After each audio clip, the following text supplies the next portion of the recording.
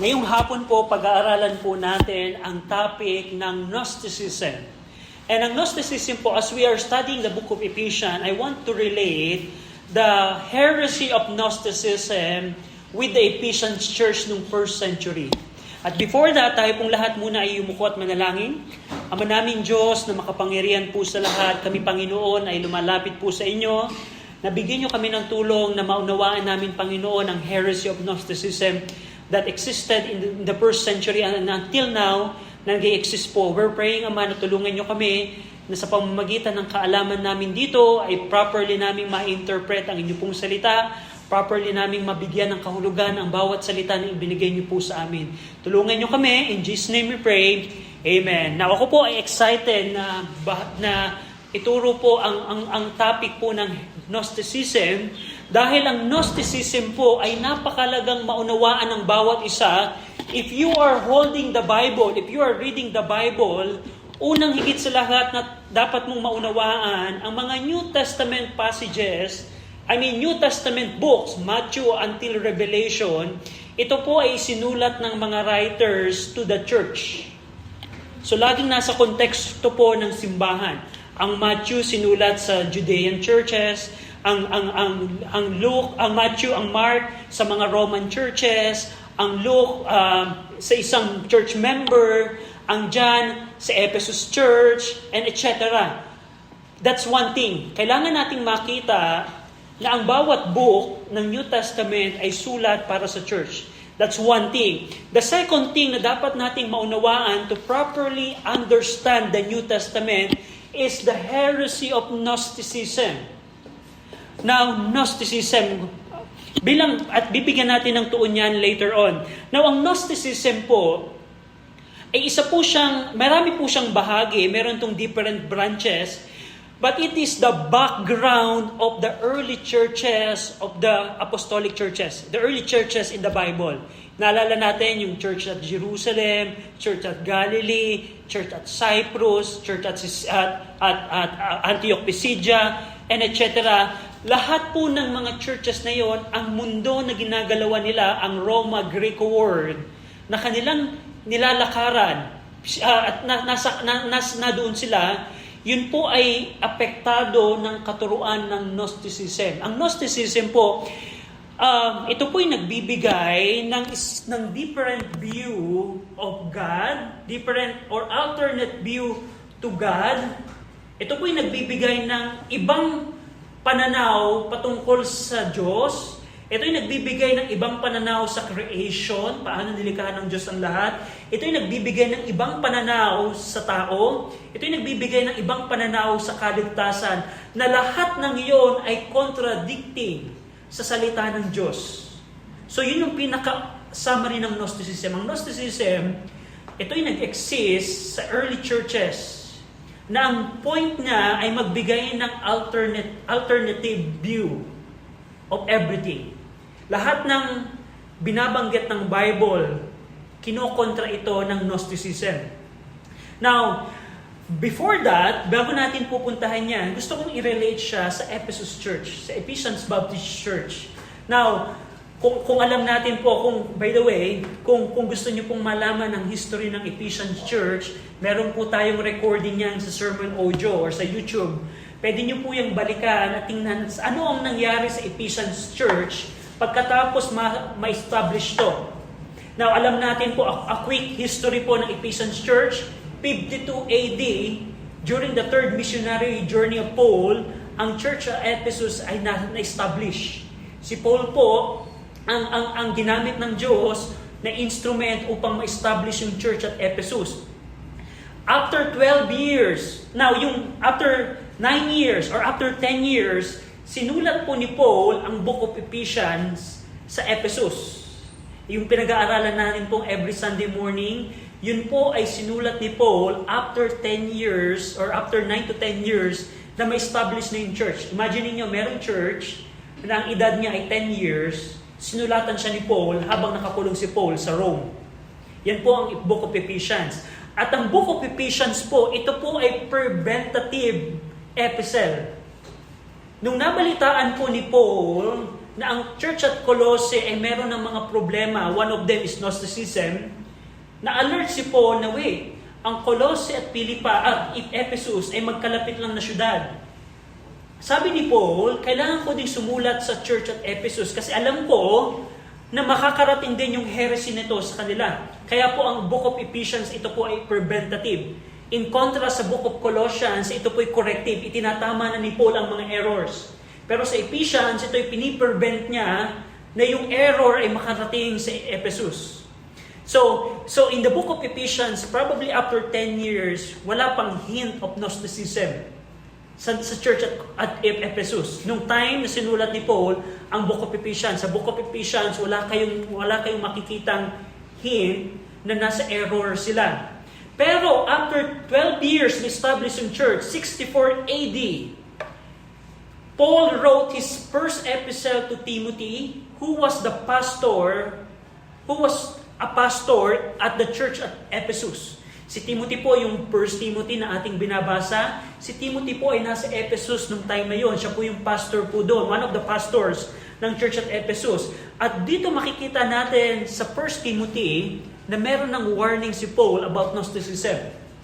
Now, after 40 years, 95 AD, John the Beloved wrote the book of 1st and 2nd and 3rd John to the church at Ephesus where he became a pastor. Imagine nyo, 40 years church, 40 years old church. Ang sulat po ni John the Beloved ng 1st John, ito po ay warning patungkol sa mga Gnostic church members. Mga church member ng Ephesus na nag-adapt na ng Gnosticism. Ang book of 2nd John, sulat po ni John the Beloved para sa Ephesian church, na ang focus ni John the Beloved ay kontrahin yung mga Gnostic missionaries. May mga missionary po ang Gnostic nung time na yon.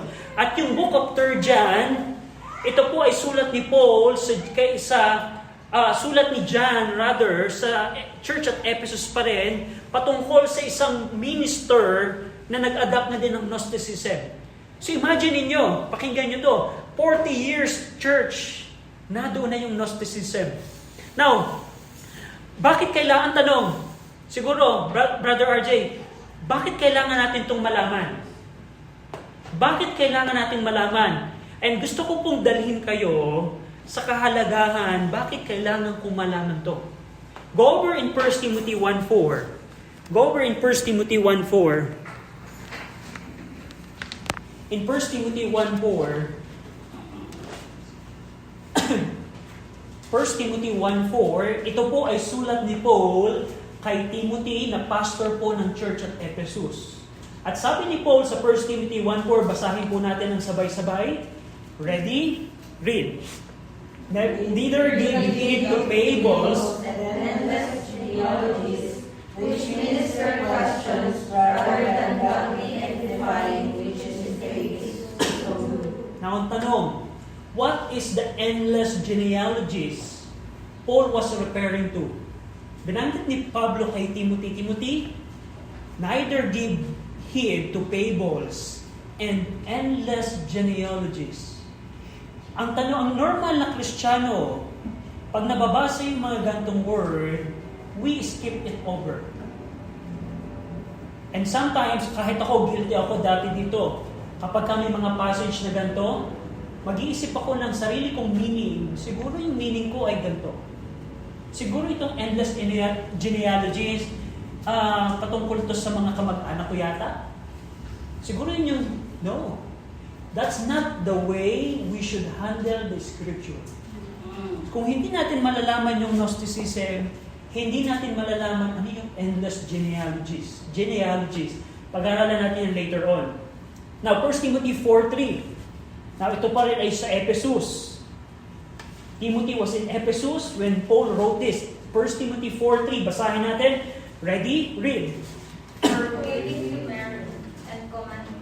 Ready? Read. Forbidding to marry and commanding to abstain from meats which God had created to be received in giving, which has and know the truth. Now, ang tanong ko dito, patungkol sa verse nito, bakit si Paul, nirepute niya yung false doctrines of forbidding to marry and abstaining from meat. Ito po yung pagiging vegan.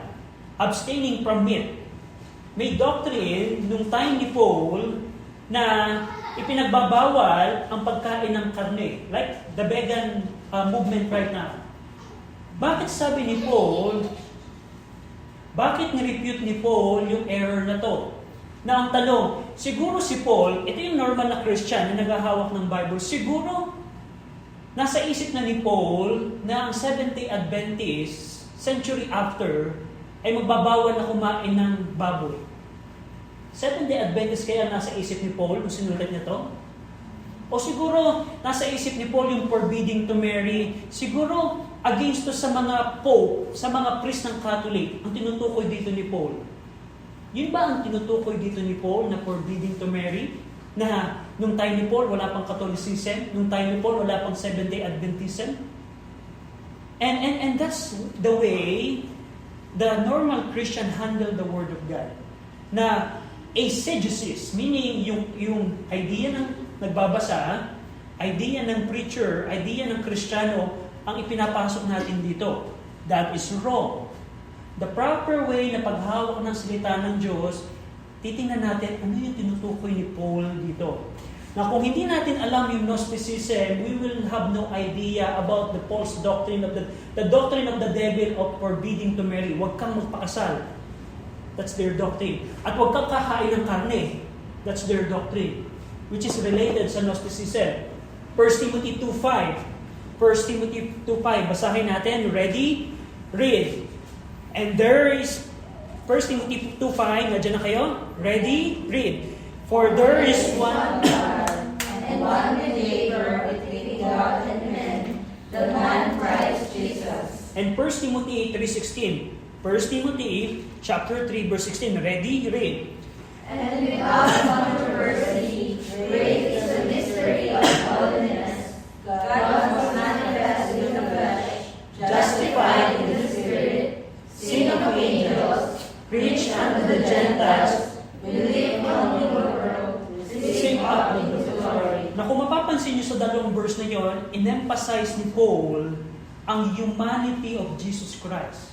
The man, Christ Jesus. He manifested in the flesh. Now, ang tanong, why Paul? Bakit mo, Paul, ine-emphasize sa akin, kung si Timothy, bakit nahalaga na malaman natin na nagkatawang tao si Jesus Christ?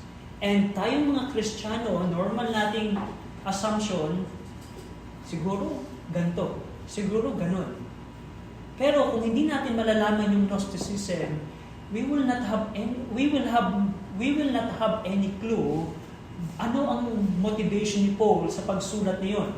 Bakit niya ine-emphasize that Christ manifested in the flesh? The man, Christ Jesus, siya ay tao.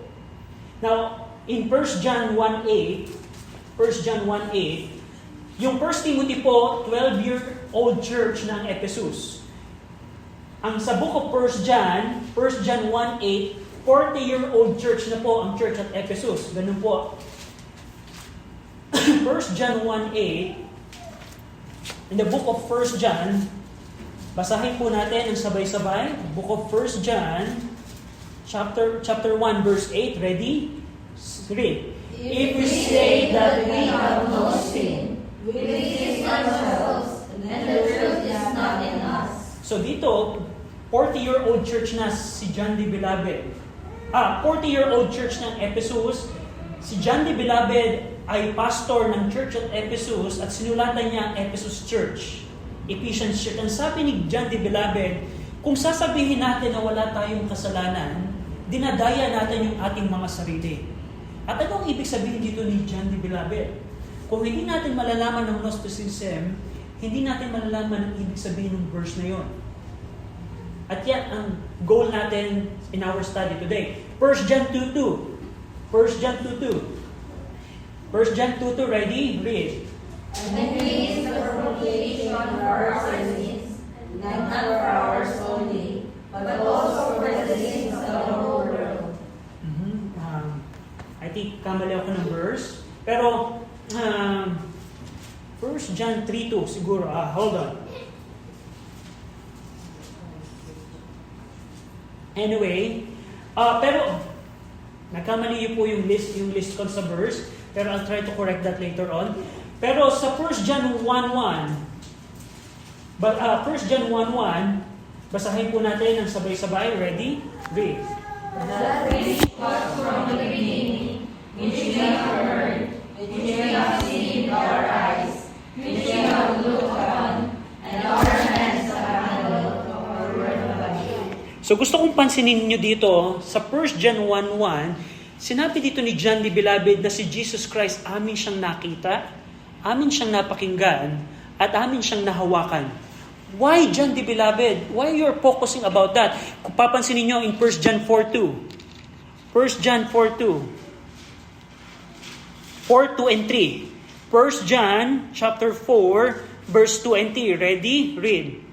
Hereby know ye the Spirit of God, every spirit that confesses that Jesus Christ is come in the flesh is of God, and every spirit that confesses not that Jesus Christ is come in the flesh is not of God. And this is the spirit of the Antichrist, whereof ye have heard that it shall come, and even now already is it in the world.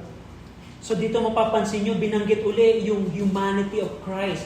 That Christ is come in the flesh. Christ is come in the flesh. In John 1:1, John the Beloved is focusing, nakita namin si Christ. Napakinggan namin siya. Even nahawakan namin siya. And we know that Christ come into flesh. Bakit dito si John the Beloved sa kanyang sulat sa 1 John, sa Ephesus Church, bakit niya patuloy na binibigyan ng focus that Jesus Christ come into the flesh? Kung hindi natin alam ang Gnosticism, we will just guess. As we read 1 John, siguro, ito yung meaning nun. O probably ganito. Pero pag naanawaan natin yung Gnosticism, matututunan niya. And lastly, in Acts 17,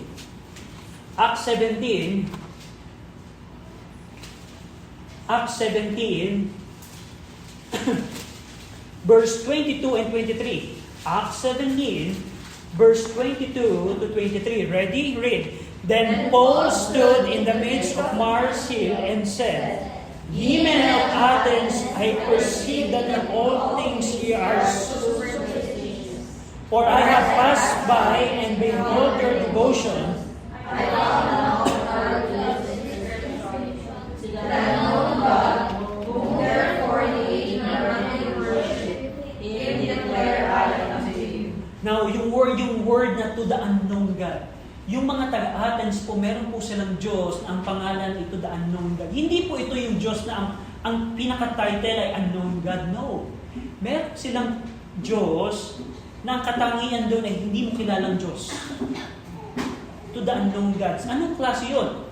Gnosticism. At Colossians 2:18, Colossians 2:21, Colossians 2:23, Jude 1:4, 2 Peter 2:14, at yung mga verses na babasa natin sa 1 Timothy, sa 1 John, sa 2 John, lahat po ng yun ay patungkol sa Gnosticism. Now, ang ngayon na tanong, ano yung Gnosticism? Ang Gnosticism po, tulad ng nabanggit ko sa inyo, ito'y nagbibigay ng ibang view patungkol sa Diyos. Now, alam natin sa Bible, ang Diyos po, siya po ang may makapangyarihan sa lahat. Nilikha po niya ang lahat ng bagay. At alam natin, ang Diyos ay may 3 persona. That's our understanding of God through the Bible. Pero ang Gnostic po, ang Gnosticism, magbibigay siya ng ibang view. Ang Gnosticism din po, ito ay nagbibigay ng ibang view sa creation, sa man, and salvation, and etc. Now, Gnosticism comes from the word ginosko,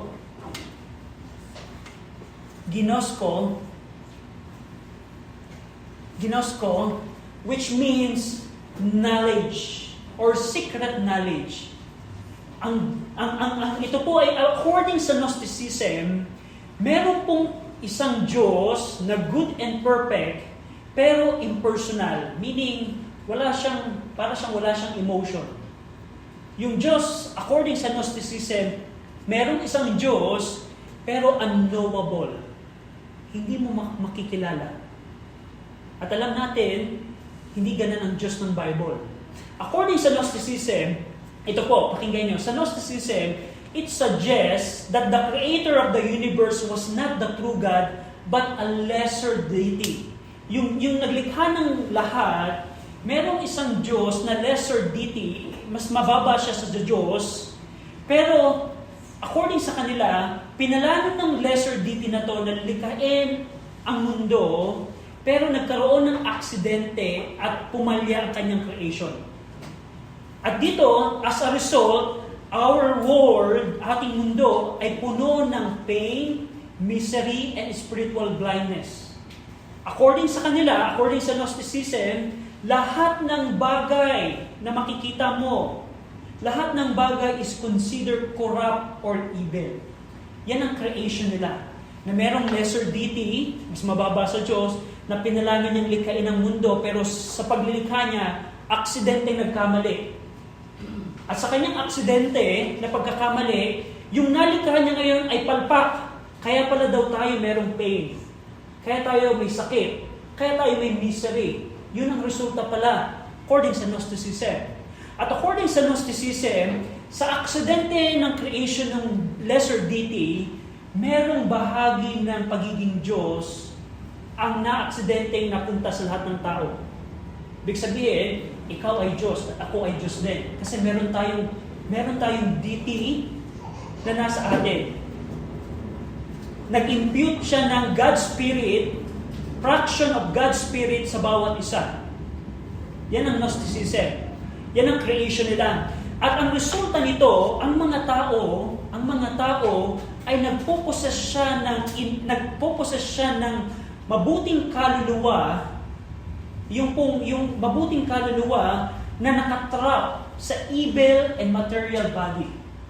So, imagine niyo sa perspective po ng Gnosticism, ang tao ay mabuti. Na kahit gumagawa siya ng kasalanan, kaya sinabi ni John, kung sasabihin natin na wala tayong kasalanan, dinadaya natin ang sarili natin. Kasi sa mga Gnostic, kahit ako'y mamamatay tao, hindi ako makasalanan. Kasi yung evil, kasi likas akong mabuti. Natrap lang ako sa katawang ito, na itong gumagawa ng kasalanan. Pero in reality, ako'y mabuti. Kaya sinabi ni John the Beloved, sa church ng Ephesus, kung sasabihin nyo na kayo walang kasalanan, contradicting Gnosticism, dinadaya nyo yung sarili. That's 1 John 1:8. Dito, ang tao, according sa Gnosticism, ang tao ay kinakailangan niyang malaman yung ginosko, yung secret knowledge, or rather secret knowledge, na nagbibigay ng halaga, ng spark, to release yung divine essence or spark within man from being trapped in this body. Gnostic believes in acquiring special or mystical knowledge as the mean for salvation. Now, ito po ang konteksto ng Gnosticism. Merong unknown God, at sa baba po nito, ito po yung tinatawag na aeons. Aeons, sa term nila. Pero, ang gusto kong pansinin ninyo, ito po ang order ng lahat ng bagay. Tayo pong tao, according sa Gnosticism, tayo'y natrap sa katawang ito. Mabuti tayo, meron tayong bahaging Diyos sa atin, pero natrap lang tayo dito. Ang kailangan natin gawin, according sa Gnosticism, kailangan nating malaman yung secret knowledge, yung ginosko, para sa kabilang buhay, magiging spiritual deity na ako. Pagkatapos ng kabilang buhay, pwede ako maging angel, at pwede din ako maging unknown God. Yan ang tawag niyan ay pleroma. Yan yung kanilang pleroma. Kaya ang kaligtasan po, and we're going to discuss it later on, pero ang paniniwala ng Gnosticism, kailangan mong malaman ang secret knowledge. Paano nila ginagawa yung secret knowledge? Paano nila malalaman yung secret knowledge? We're going to discuss that later on. So ang creation ng Gnosticism, merong lesser deity, mas mababa sa makapangyarihang Diyos, na nagkaroon ng aksidente. Nagkamali ng luto. Nagkamali ng parang kung magluluto ka, instead na asukan ang ilalagay mo, asin ang napalagay, and ganun ang paniniwala nila. Kaya daw ang tao ay merong misery dahil nagkamali ang naglikha. According sa Gnosticism. Also, ang Gnosticism present a pantheistic view of God.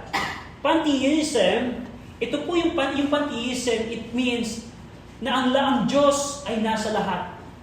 God is everything, and everyone, and that everyone and everything is God. Dahil nga nagkaroon ng aksidente, at nagkaroon ng part ng pagiging Diyos sa bawat tao, according sa Gnosticism, lahat ng bagay ay Diyos. Ang puno ay Diyos, ang bato ay Diyos, ang kalabaw ay Diyos, ang ipis ay Diyos, ang tao ay Diyos. That's the perspective ng Gnosticism. Ang goal ng Gnostic, kailangan kong makalaya dito sa trap, sa katawang ito kasi yung katawan ay evil. We're going to discuss it later on. So that's pantheistic view of Gnosticism. Now, ang tanong, saan nagsimula ang Gnosticism?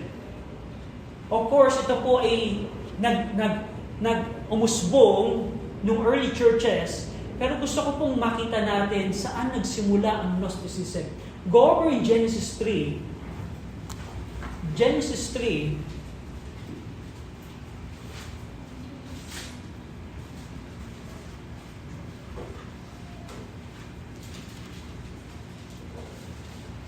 Genesis chapter 3.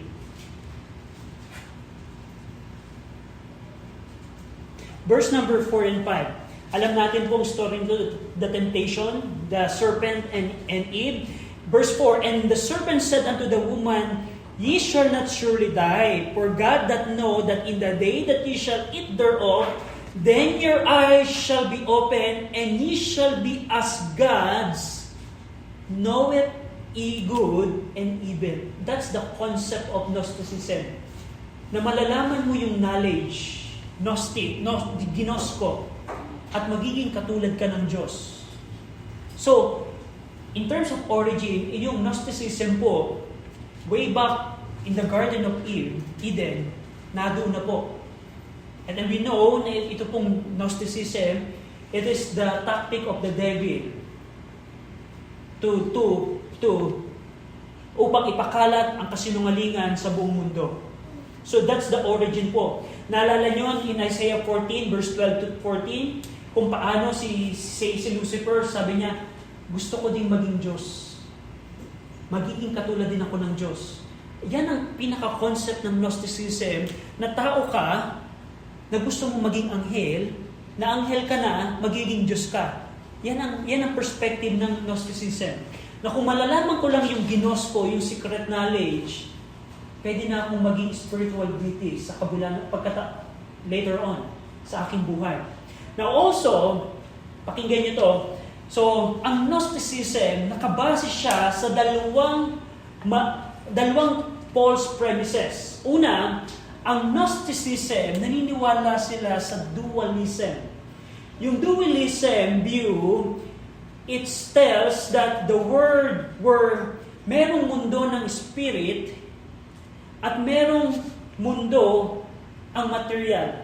According to this belief, the matter, lahat ng matter, material, lahat ng katawan, yung bundok, yung araw, lahat ng iyon, all the matters ay inherently evil while the spirit is good.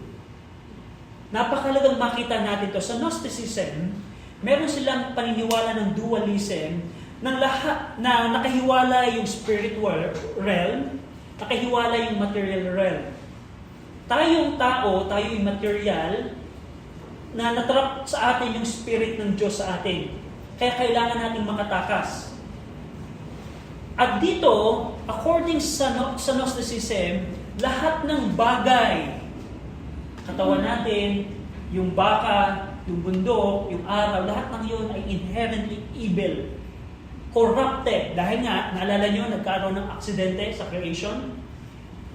At sa kanilang paniniwala, ang spiritual realm ang mabuti. Kaya dito, yung mga Gnostic, as a result of this worldview, sa kanilang pananaw ng dualism, ang mga Gnostic hold the view that action performed in the physical body, including most heinous crime, hold no meaning because true life is only found in the spiritual realm. So, according sa Gnosticism, kung ako ay makapatay, hindi yan matter. Hindi pa rin ako makasalanan. Kasi ang tunay na buhay ay nasa spiritual realm. Kung ako ay magnanakaw, hindi ako masama kasi nandito kasi ako sa material realm eh. Itong material realm ng buong mundo na ginagalawan natin, corrupt talaga to. So hindi talaga ako makasalanan. Kaya lang ako nakakagawa ng kasalanan, kasi nasa material realm ako eh. Yung aking body ang masama. Yan ang perspective ng Gnosticism. And that's why John the Beloved said in 1 John 1:8, what we said a while ago, kung tayo ay sasabihin natin na wala tayong kasalanan, contradicting Gnosticism, we deceive ourselves. That's the first premise. Dualism. That's the common, kumbaga, ang Gnosticism, maraming branches siya, pero one of the main false teaching nila, dualism. Ang Gnostic din ay nagkiklaim na sila ay merong access sa secret knowledge. Na only they said na dahil sila dahil alam nila yung higher knowledge na ilan lang ang nakakaalam, ito ay meron silang kakaiba na advanced understanding kumpara sa mga tao. Halimbawa, ako ay Gnostic. Just imagine ako ay Gnostic. Lagi ko ipagmamayabang, meron akong alam na hindi nyo alam. Dahil alam ko ang isang bagay na hindi nyo alam, sa aking afterlife, magiging anghel ako. Ganon ang perspective ng Gnostic. It sounds funny, pero that's their belief. Na kailangan mong malaman yung secret knowledge. Yung Gnostic regard themselves as a privileged group, distinguishing by their advanced understanding of God. Now, ang tanong, alam niyo kung paano nila malalaman? And probably later, i-discuss ko paano nila ina-attain yung secret knowledge. At yan ay related sa ating panahon. Makikita natin na hanggang sa ating panahon, the practice of Gnosticism is still here in our time. Now, paano natin nalaman itong Gnosticism na to? There is an important discovery that happened in 1945 nung sa Egypt ay na-discover yung Nag Hammadi Library. Yung Nag Hammadi Library dated to ng early centuries at yun naglalaman to ng mga Gospel of Thomas, naglalaman to ng Gospel of Philip, naglalaman to ng Gospel of Truth, naglalaman to ng Apocryphon of John, and many others. Yung Nag Hammadi Library, it provides valuable primary sources for studying Gnostic beliefs. Dito makikita natin dito, yung halimbawa, yung Gospel, Gnostic Gospel. Dito na-discover yung Gospel of Thomas. May Gospel of Thomas ba? Yes. Yan ay inimbento ng mga Gnostic ng early churches. Meron silang Gospel of Thomas, meron din silang Gospel of Mary. Meron din Gospel of Judas. Meron din Gospel of Philip. Itong mga gospel ng Gnostic gospel, they offer unique perspective on Jesus. Yung pananaw nila kay Jesus Christ ay iba sa Gospel of Matthew, Mark, Luke, and John. Pero meron silang gospel din. Gospel of Thomas, Gospel of Judas. For example, yung Gospel of Judas, nung binasa nila yung Gospel of Judas, and you can read it, you can access it online, it presents a portrayal of Judas Iscariot that differs from the biblical narrative. Sa Gospel of Judas, bida si Judas. Kasi according sa Gospel of Judas that existed during the early churches, si Judas siya daw ay sinabihan ni Jesus Christ ng secret knowledge. Na si Judas ay depicted as favored disciple who carries out Jesus' secret instruction to facilitate His crucifixion. Thus, fulfilling a divine plan for salvation. Sa Gospel of Judas, this is sa library ng mga Gnostic na na-discover noong 1945, si Judas Iscariot, siya ay binigyan daw ng divine instruction ni Jesus Christ na ipagkalulong mo ko para ako'y may pako sa krus. Pero we know na yun ay kasinungalingan.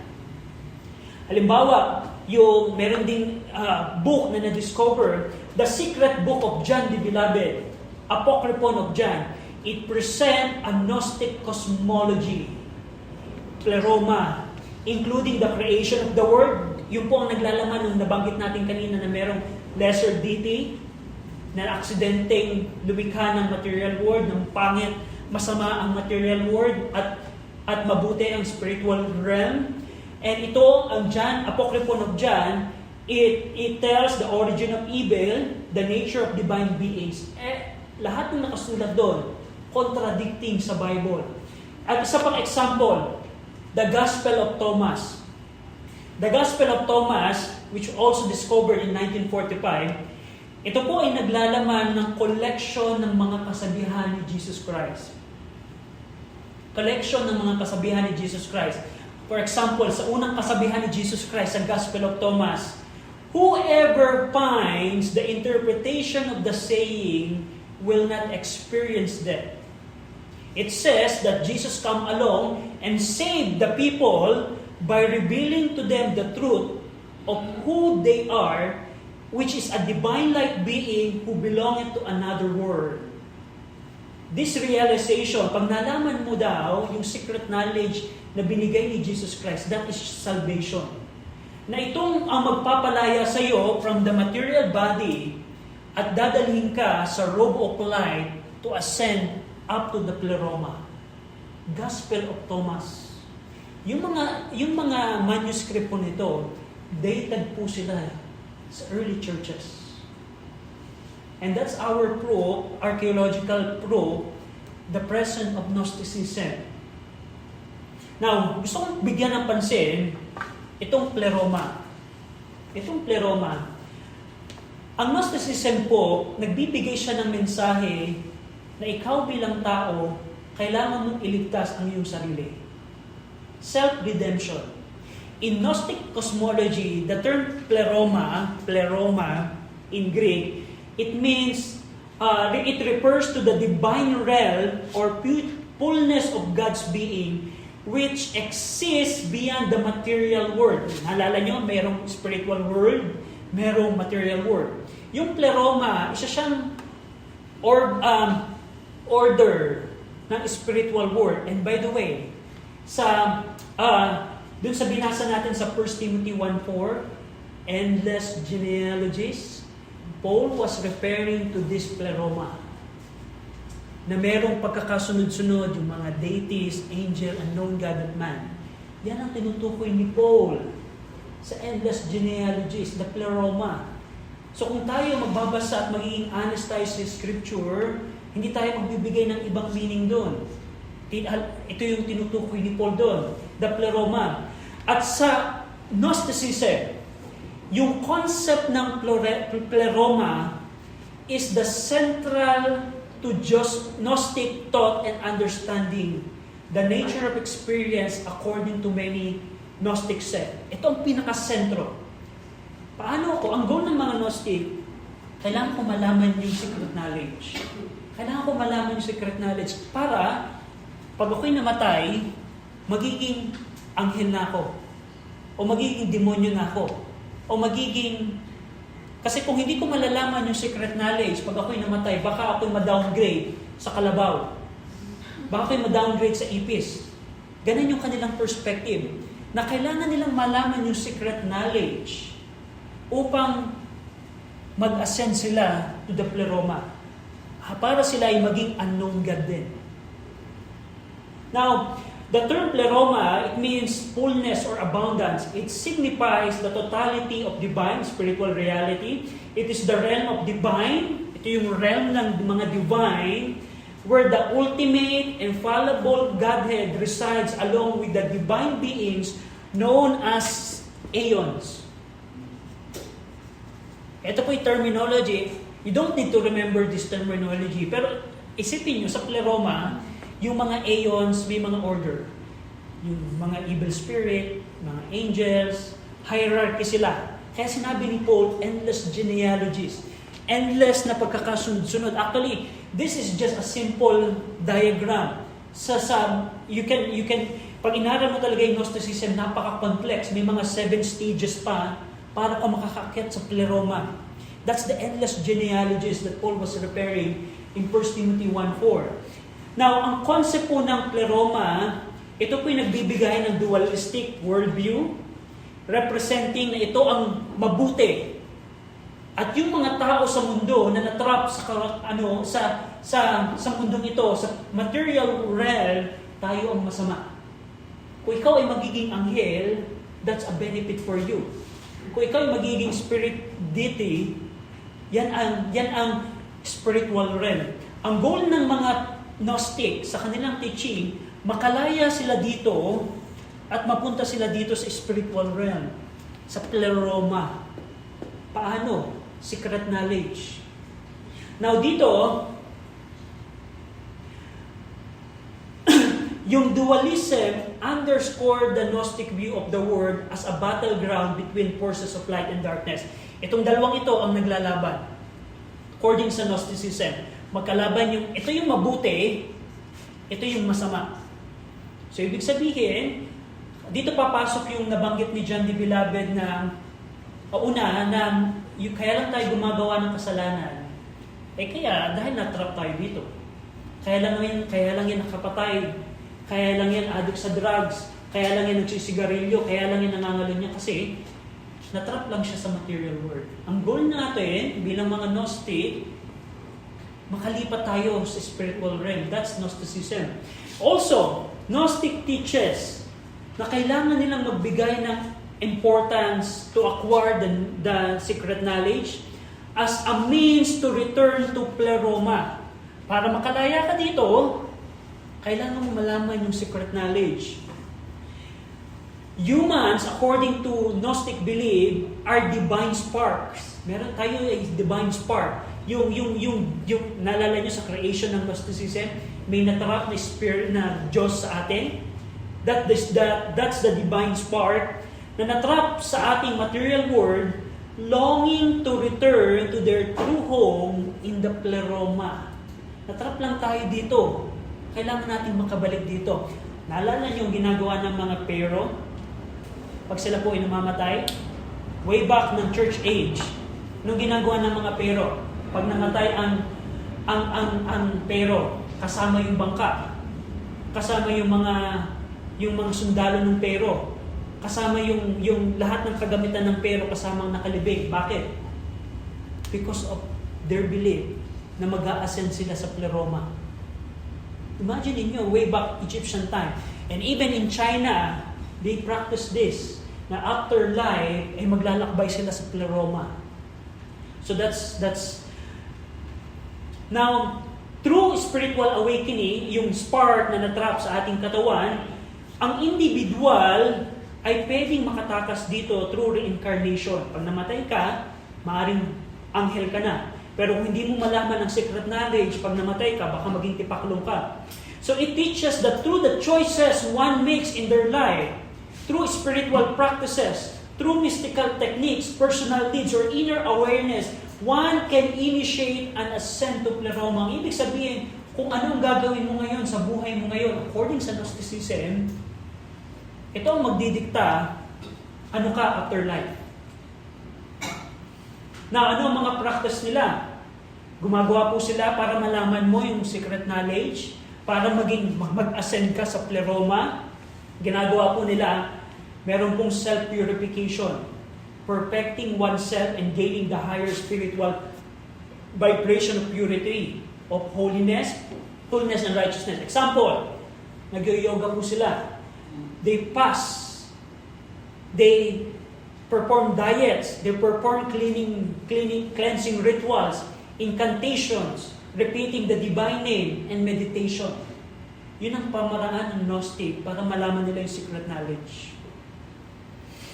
That's the pleroma. So, para hindi tayo mawala, ang Gnosticism, mainly, meron silang dualism. Na merong spiritual na mundo, merong material na mundo. Tayong tao, natrap tayo ngayon sa material na mundo. Ang goal ko bilang tao, according sa Gnosticism, kailangan kong malaman yung secret knowledge. para pagkamatay ko, in my afterlife, baka posible na makatakas na ako dito. Makarating ako sa spiritual realm. Mag-ascend ako na hindi na ako tao. Baka maging dito na ako, aeons, angels, or most probably maging unknown God. Remember the lie of the serpent to Eve? Magiging Diyos kayo. And that's the same message that the devil is telling to the Gnostics. Now, so that's just the high view. Now, gusto kong pansinin ninyo itong dalawang bagay na to, adoptionism and Docetism.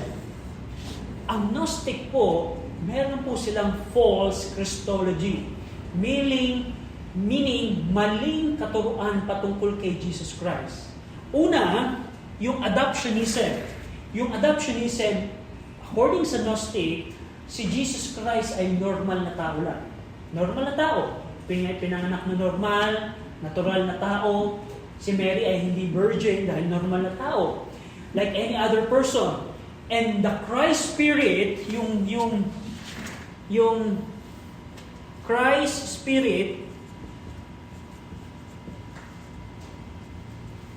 Spirit, according sa Gnostic, adoptionism, pumasok kay Jesus Christ nung baptism niya, normal na tao lang siya, hindi sa Diyos. Pero nung nabautismuhan siya, yung Christ Spirit, which is bahagi ng pleroma, pumasok kay Jesus Christ. At umalis din to sa kanya nung siya ay na-crucify. Picture. Umalis yung Christ Spirit sa kanya nung siya ay umalis. Kaya nga sabi ni John the Beloved in 1 John 2:2, Gnosticism teaches that Jesus was a purely human figure. Hindi siya Kristo. Hindi siya Messiah. Tao lang siya. Nangyari lang, nung nabautismuhan siya, one of the Christ Spirit from the pleroma nagdwell sa kanya, pero umalis din sa kanya ng crucifixion. That's adoptionism. The second false Christology about Gnosticism is yung Docetism. Ano yung Docetism? Ito'y nagtuturo na si Jesus Christ ay isang spirit phantom lang. Spirit ghost. Isa lang siyang espiritu. Hindi siya talaga tunay na tao. Ang tinuturo ng Docetism, bakit ang Diyos papasok sa material world, alam natin na ang material world ay evil. Remember? So, imposible na Christ come into the flesh. So, imposible na yung Diyos ay maging laman, maging tao, kasi evil ang material realm. Kaya according sa Docetism, yung si Jesus Christ, yes, they believe kay Jesus Christ, pero spirit phantom lang siya. Parang kaluluwa, parang ghost, na nakita mo pero, wait, ano yun? And dito, kaya binanggit ni John the Beloved in 1 John 1:1, he emphasized, nakita namin siya, napakinggan namin siya, at nahawakan namin siya. Kaya sinabi ni Paul kay Timothy, the man Christ Jesus. Kaya sinabi ni Paul kay Timothy, he manifested in the flesh because the teaching of Docetism, the Gnosticism in their time, spirit phantom lang si Jesus Christ. Spirito lang siya. Bakit ang Diyos papasok sa material flesh? Evil nga. Parang reverse yata yun. Kasi kung nandito ka na sa pleroma, bakit ka pabalik dito sa flesh? So that's their teaching. And that's why in the epistles, he highlighted, come, Jesus Christ come into the flesh. Nagkatawang-tao ang ating Panginoong Kristo.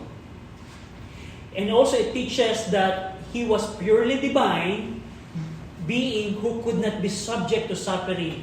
Dahil spirit phantom lang siya, hindi siya nag-suffer. Hindi din siya namatay. Hindi din siya nagsakripisyo. Dahil spirit phantom, pwede mo bang ipako ang spirito? So that's their belief, Docetism. Adoptionism and Docetism. And that is just the high-level view of Gnosticism. Just a summary. Gusto ko lang tandaan nyo ang apat na bagay. Una, yung pleroma. Ang pleroma, Ang goal ng Docetism, this is the endless genealogies na tinutukoy ni Paul kay Timothy. Paul knows this concept. Kailangan nilang makatakas, kailangan nilang umangat sa pleroma. May paniniwala ang Gnosticism na merong spiritual world o spiritual realm na doon ang mabubuti. Meron ding material realm, lahat ng nakikita mo sa paligid na nakikita, yan ang marurumi, yan ang pangit, yan yung masama. Yan yung masama. Natrap lang ang Diyos sa atin, kaya kailangan natin makabalik sa spiritual realm. Their first false Christology, adoptionism, pag sinabing adoptionism, nag-adapt yung Christ Spirit kay Jesus Christ. Jesus Christ ay tao, simpleng tao lang, hindi siya Diyos, pero nung baptism, nag-adapt sa kanya yung deity, Spirit Christ, at umalis din ng crucifixion. And Docetism, Spirit Phantom. Spirit ghost lang si Jesus Christ. Hindi talaga naman siya pinako. Wala namang napakong taga Jesus Christ of Nazareth. Espiritu lang siya. Pwede mo bang ipako ang Espiritu? Bakit ang Diyos papasok sa material realm? Evil ang material realm. That is Gnosticism in a nutshell. Now going back sa 1 Timothy, nabasa na natin siya kanina, in 1 Timothy 1:4, yung endless genealogies na tinutukoy doon, it refers to the orders of aeons or divine being in the pleroma. So kung babasahin na natin yung 1 Timothy 1:4, hindi na tayo magbibigay ng sarili nating meaning. Alam natin na yung endless genealogies doon, the order of aeons. In 1 Timothy 4:3, bakit nirepute ni Paul yung forbidding to marry, yung yung doktrina na pagbabawal ng ikasal, at yung hindi pagkain sa karne. Bakit niya pinagbawal yun? Tinutukoy ba doon ni Paul ang practice ng Roman Catholicism? Yung ba ay tinutukoy ni Paul yung practice ng Seventh-day Adventism? No. Yung mga false churches po na hindi pa nag-exist ng time ni Paul. Ang tinutukoy po dito ni Paul, ang doctrine kasi ng Gnosticism, ang material flesh nga natin ng evil. Bakit ka pa magpapakasal? Magpuproduce ka ng another evil child. So kaya pinagbabawal nila, hanggat maaari, huwag kang magpapakasal. Kasi pag nagpakasal kayo, manganganak kayo, magpuproduce na naman ng evil flesh. That's forbidding to marry. Ano pa? Yung bawal sa pagkain ng karne. Kailangan mo, bilang Gnostic, kailangan mong mag-abstain from meat kasi hindi mo malalaman yung secret knowledge. Kasi evil nga yung flesh, gugustuhin mo pa ba na pakainin yung flesh ng gusto niya? So kailangan mong parusahan yung flesh mo. Kasi yung flesh natin ay evil. Para pag pinaparusahan mo na yung flesh, hindi ka kakain ng karne, gulay lang kakainin mo, malalaman mo yung ginosko. Na pag afterlife, papasok ka na sa pleroma. Yan ang tinutukoy doon ni Paul. Now in 1 Timothy 2:5 and 1 Timothy 3:16, bakit in-emphasize doon ni Paul ang humanity of Christ? Docetism. Imagine niyo, maraming tao nung time na yun. Of course, hindi lahat po ng tao, hindi nila nasaksihan lahat ang Panginoong Kristo. May mga witnesses, pero no, they don't believe that. Pero itong Gnostic, sinasabi nila na espiritu lang si Jesus Christ. That's why Paul said to Timothy, the man Christ Jesus. He manifested in the flesh. Bakit sinabi ng 1 John 1:8? Bakit hinighlight doon ni John ang sinful nature of man?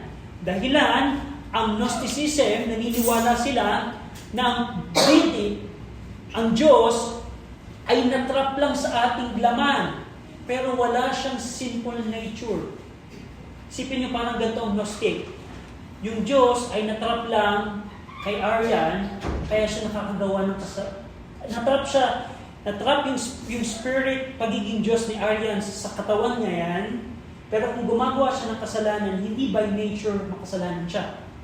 That's Gnosticism. Nire-repute siya ni John the Beloved. Bakit sinabi ng 1 John 2:2 na may mga taong nagdi-deny kay Jesus na siya ay Kristo dahil sa adoptionism? In 1 John 1:1, in 1 John 2-3, in 2 John 1:7, bakit dinefend ni John the Beloved ang humanity of Jesus Christ? Because of Gnosticism. At yung 1 John, pag inaral niyo po yung book of 1 John, ito po yung nagpapatungkol sa kay John the Beloved na nire-repute niya yung mga member ng Church at Ephesus. Imagine niyo, Church at Ephesus, 40-year-old church, naniniwala na sila sa Gnosticism. In the Church of Ephesus, church members some of them are Gnostics. Kaya sabi ni John the Beloved, in our time, there are many antichrists. He was referring to the Gnostics. Ang book of 2 John, dinil niya ang mga missionary ng Gnosticism. They are traveling from different cities upang palaganapin ang teaching ng Gnosticism. Kaya sinulat ni John ang 2 John para bigyan ng warning ang Church at Ephesus. Church at Ephesus, may mga dadating dyan ng mga Gnostic missionaries. Huwag kayong magsasabi ng even Godspeed sa kanila. Remember 2 John? And yung book of 3 John, John dealt with Diotrephes, who was a Gnostic minister at Ephesus. Isipin mo, a pastor at Ephesus, Gnostic. So, that is the relationship of Gnosticism in Ephesian Church. Now, lastly, what is Gnosticism today? Can you observe Gnosticism today? Of course, yes. Ang Gnosticism, nakabase ang kaligtasan nila sa gawa. Kung ako ay magme-meditate para malaman yung secret knowledge, maliligtas ako, aakit ako sa pleroma. At hanggang sa ngayon, there are many salvation, work-based salvation. Halimbawa, sacramentalism. Kailangan mong gawin yung mga sakramento para maligtas ka. Kailangan sa Buddhism, sa Hinduism, sa Mormonism, Watchtowerism, lahat ng yun, lahat sila ay nagtuturo, kailangan mong gumawa para ikaw ay maligtas. Pero ang Bible ay malino na nagtuturo, it's not our works. Kailangan mo lang gawin, hindi gawa ang pananampalataya. Dahil ito'y ang kaligtasan ay tanging sa Diyos lamang. Kailangan lang nating manampalataya at magsisi. Pero ang kaligtasan itself, hindi yan sa gawa. Ano pa? In our time, yung environmentalism, save the Mother Earth, naka-align siya sa Gnosticism. Yung entertainment industry natin, paano ang mga movies, mga video games, ang mga napapanood natin, they teach us the dualism na merong spiritual world, merong material world, merong Doctor Strange na may access sa spiritual realm, may mga superhero na nanggaling sa spiritual realm na nagliligtas ng material realm. The entertainment industry right now, they're teaching Gnosticism. Yung deathlessness, deification of man, time travel, various mystical words and dimensions. That is the taste of Gnosticism in our time. Ano pa? Yung course, ano pa ang Gnosticism today? Yung mga meditation, yung mindfulness meditation, yung yoga, yung transcendental meditation. Na ang meditation, ang goal ng mga meditation na to, hindi ito yung biblical meditation na nagbe-meditate ka sa salita ng Diyos. Yung mga meditation na ito, kailangan ko malaman yung secret knowledge. Secret knowledge. Yung mga ginagawa ng mga monk, yung mga Buddhist monk, na nagkukulong sila sa malayong lugar, ang goal nila, mag-meditate para malaman ng secret knowledge. That is basically Gnosticism. And yung karma, yung reincarnation, Hinduism and Buddhism, they believe that right now. Na kung ngayon, kung ano ang gagawin ko sa buhay ko ngayon, sa aking panibagong buhay, kung ako ay masama, baka ako'y maging tipaklong. Pero kung ako'y magiging mabuti, baka ako'y umakyat na sa spiritual realm of the pleroma. God is Gnosticism. At tulad ng nabanggit ko po sa inyo, ito po ang heresy na background ng New Testament. Right now, ang heresy natin sa ating panahon, marami. Pero kung aaralin natin ang New Testament, kailangan meron tayong idea na ito ay nag-i-exist. Bakit nabanggit ni Paul ay ganito? Bakit nabanggit ni Peter ay ganito? Kung alam natin ito, alam natin yung heresy. Alam natin yung heresy. Bilang challenge sa mga Kristiyano, na una, kung i-examine natin yung ating mga pinapanood, baka naka-align to sa Gnosticism, mga ginagawa o mga nilalaro, any video game or any entertainment na ginagawa natin, tingnan natin, baka ito may touch ng Gnosticism. At pangalawa, sa pag-aaral natin, bilang challenge, bilang pag-aaral natin sa salita ng Diyos, ito yung makakatulong. Pag binasa nyo na ngayon yung 1 John, Gnostic pala ang tinutukoy dito ni John the Beloved. Pag binasa nyo ngayon yung 1 Timothy and any other books, even in Acts 17, nung si Paul ay pumunta sa Athens, nakalagay yung inscription, to the unknown God. That's their God. Yun yung pinaka-top sa kanila. Kali, dapat ang nasa taas niya si Satan eh. Pero meron silang lesser deity, unknown God. Yan ang sinasamba ng mga Athenians noong time ni Paul. Isa siyang hierarchy sa kanilang pleroma na nasa taas na. To the unknown God. Now, I hope na ito'y makatulong sa ating pag-aaral ng Word of God. Na every time na babasahin natin ang Bible, una, huwag nating i-skip. Pagkaroon tayo ng effort, aralin, ano bang ibig sabihin nun? Ano ba yung ibig sabihin nito? Malaman natin yung tamang interpretation at pagkatapos nating malaman, i-apply natin to sa ating buhay. Tayo po lahat ay manalangin. Ama naming Diyos, salamat po sa inyo pong salita. Salamat sa kabutihan po ninyo. Salamat na nakita namin ang doctrine of Gnosticism. I pray, Panginoon, na ito pong katuroang ito ay makita ay maging tulong po sa aming pong pag-aaral ng inyong pong salita. We're also praying, Panginoon, na tulungan niyo kami na ma-examine po ang aming mga buhay na baka meron po sa amin na unknowingly na gumagamit pa rin at nagpa-practice in some way ng mga practices po ng mga Gnostic. We're praying, Ama, tulungan niyo kami na maging sagrado sa harapan po ninyo. Pinupuri namin kayo at pinasasalamatan sa ngalan po ng aming Panginoong Kristo. Amen.